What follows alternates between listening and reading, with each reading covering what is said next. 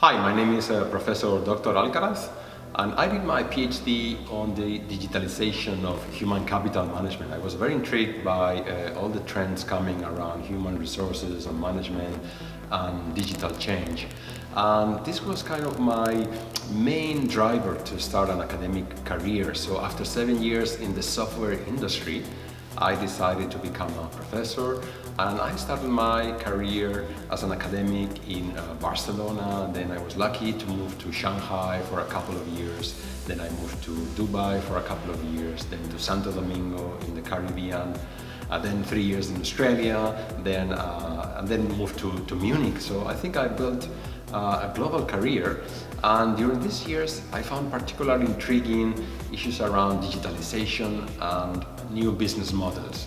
So when people think about digitalization, they essentially think about technology, which is true. Of course, the Ubers, the Airbnbs, the Netflix, the N26, the Tinder, they have an amazing technology. But what I also find fascinating is how they also have new forms of leadership and management.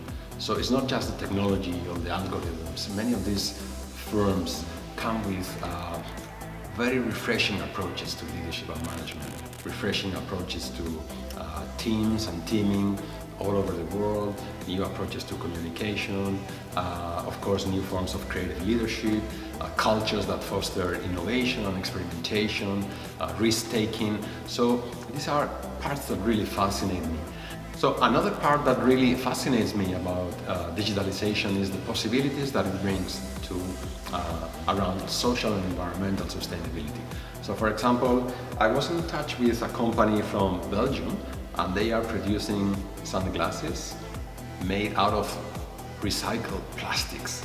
So as you know, plastics in our oceans are a real drama. So there you have some entrepreneurs producing sunglasses by 3D printing them, you see? So the possibilities of digitalization and social and environmental sustainability are fascinating to me. Let me show you also another example.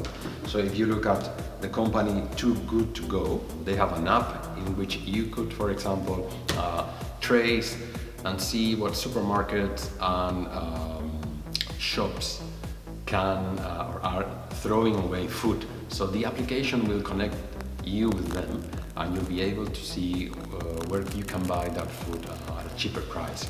So that's another dimension that I find particularly fascinating about digitalization, its capacity to foster new models around social and environmental sustainability.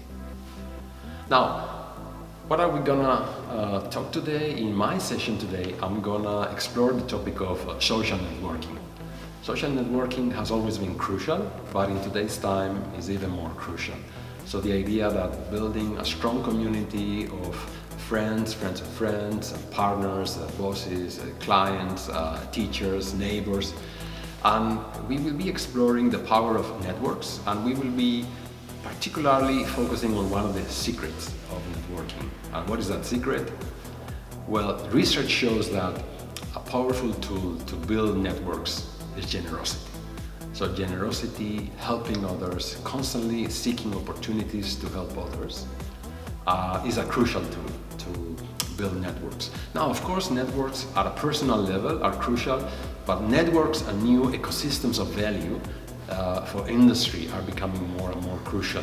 So you see that companies are building new networks, and they are at the same time very often both competing and collaboration, what research calls co-opetition. This is another topic that we will be exploring, and this is kind of the things that I love to teach, research, and explore in my own work.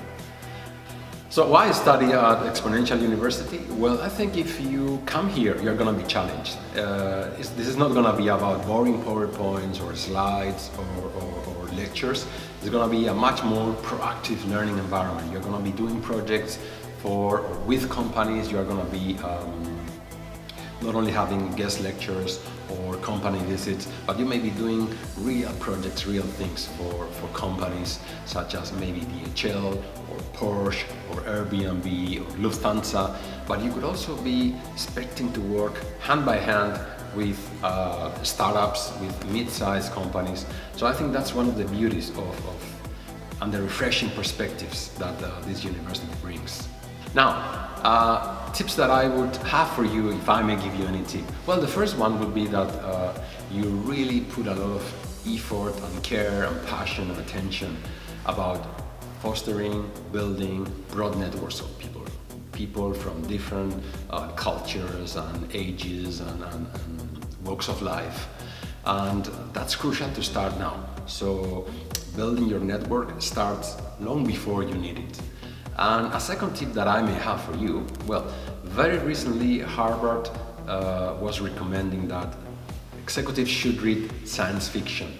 And I am in fact working with a company in Silicon Valley, and what they do is they use science fiction to help real-world companies to think about the future, to think about scenarios, to think about innovations they may prioritize. And the power of science fiction is that it helps you think about very complex futures, social, technological, and this would be my second tip for you, if I may. Read a lot of science fiction, put your brain to work, let imagination flow.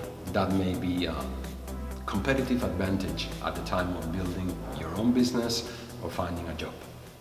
Thank you.